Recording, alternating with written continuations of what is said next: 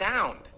What is sound? Have you ever heard the saying, if a tree Have you ever heard the saying, if a tree falls in the forest, to the forest and no one's around to hear it fall, does it make sound? and no one is around to hear it fall, does it make a sound? What do you think? What do you Is sound something you can only hear if you see something happening, like a tree falling? A tree falling? Or is sound something totally different?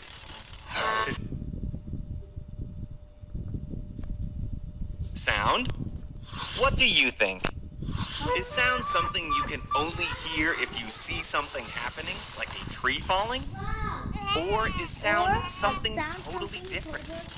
Today, we are going to talk all about sound, what it is, and how it works. Let's try a little sound-related activity. Take a moment and close your eyes. Focus on what you hear. Maybe you hear a car driving down the street.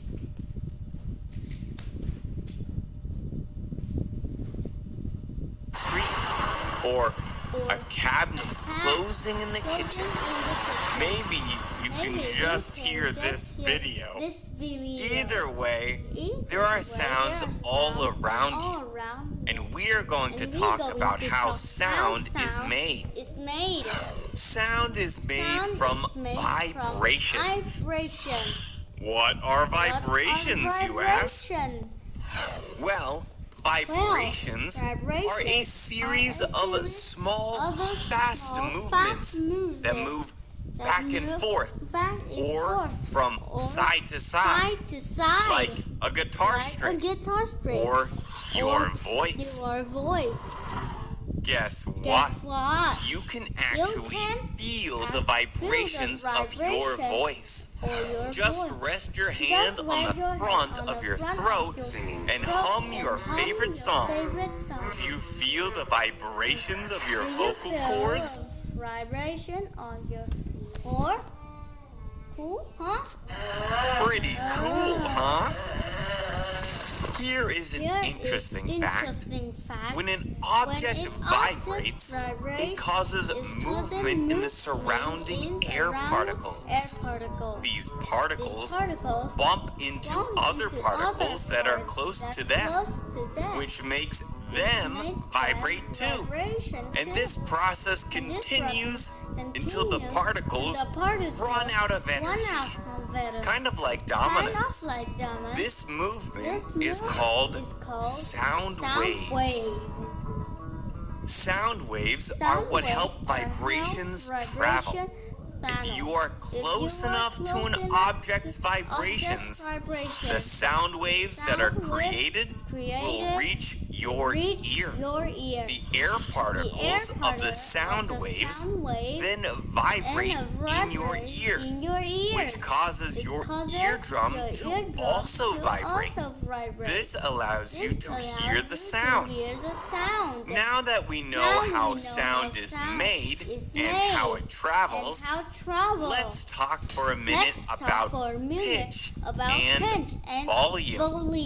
Pitch is the highness or lowness of a sound. Pitch changes when the sound waves go faster or slower. When the vibrations are faster, you hear a higher note. When they are slower, the note is lower. Hey, that rhymes. That's right.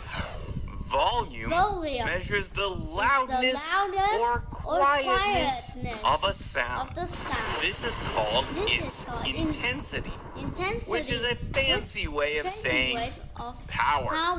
The higher the intensity of a sound, the louder our ears hear it, and the higher its volume.